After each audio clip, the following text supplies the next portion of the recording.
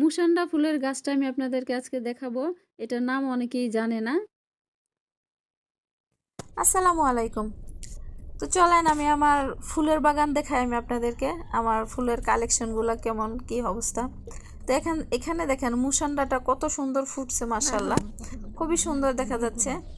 এই মুসান্ডা গাছটা হলো আমার খুবই পছন্দের। ফুলটা যখন ফুটে পুরো বাড়িটা মনে হয় মৌ মৌ করে এরকম লাগে। আর সাথে এখানে নয়নতারা আছে।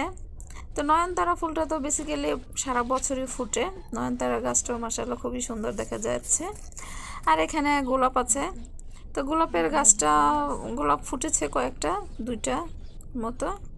তো আসলে আমি আপনাদেরকে এতক্ষণ যে ভিডিওটা দেখালাম এটা ছিল গত বছরের।